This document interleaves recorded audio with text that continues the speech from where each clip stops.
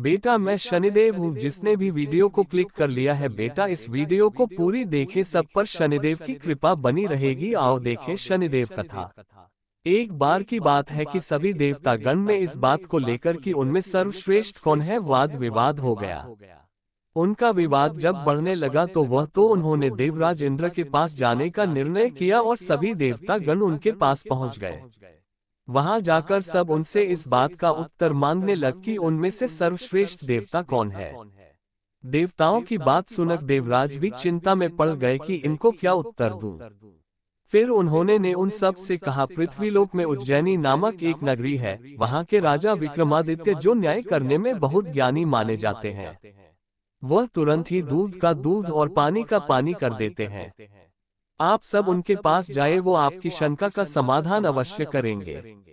सभी देवता गण देवराज इंद्र की बात मानकर विक्रमादित्य के पास पहुंचे और उनको सारी बात बताई। तो विक्रमादित्य ने अलग अलग धातुओं सोना, तांबा, कांस्य, चंडी आदि के आसन बनवाए और सभी को एक के बाद एक रखने को कहा और सभी देवताओं को उन पर बैठने को कहा। उसके बाद राजा ने कहा, फैसला हो गया, जो सबसे आगे बैठे हैं वो सबसे ज्यादा श्रेष्ठ हैं।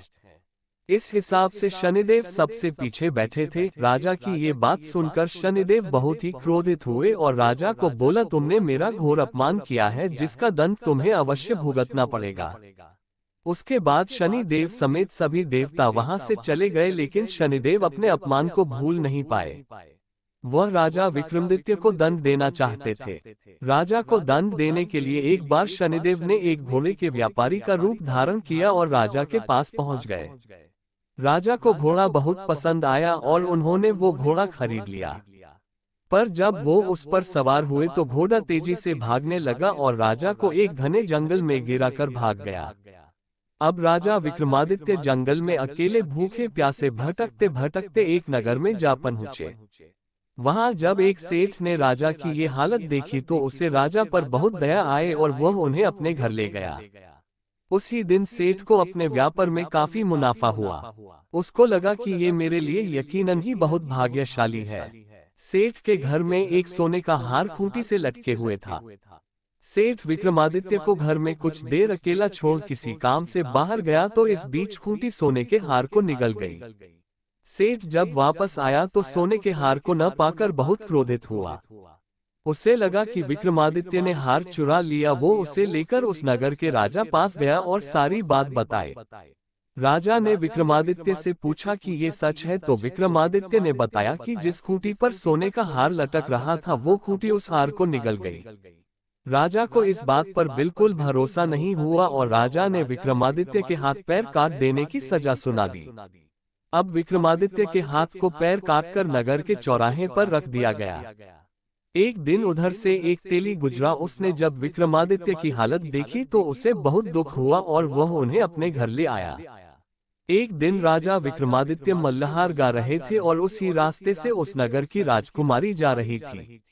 उसने जब मल्लहार की आवाज सुनी तो वो आवाज का पीछा करते विक्रमादित्य के पास पहुंची और उनकी ये हालत देखकर बहुत दुखी हुई और अपने महल जाकर पिता से विक्रमादित्य से शादी करने की जिद करने लगी।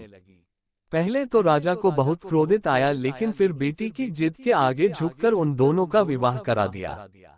तब तक विक्रमादित्य पर शनि देव की साढ़े सती का प्रकोप भी समाप्त हो गया था। फिर एक दिन शनिदेव विक्रमादित्य के स्वप्न में आए और बताया कि ये सारी घटना उनके प्रकोप के कारण हुई। तब राजा ने कहा, हे प्रभु, आपने जितना कष्ट मुझे दिया उतना किसी को न देना। शनि देव ने राजा को कहा, जो शुद्ध मन से मेरी पूजा करेगा, शनिवार का व्रत रखेगा, वो हमेशा मेरी कृपा का पात्र रहेगा। सुबह हुई तो राजा के हाथ पैर वापस आ चुके थे। राजकुमारी ने जब ये देखा तो बहुत प्रसन्न हुई। अब राजा विक्रमादित्य और रानी उज्जैनी नगरी आए और नगर में घोषणा करवाई कि शनिदेव सबसे श्रेष्ठ है। सब लोगों को शनिदेव का उपवास और व्रत रखना चाहिए।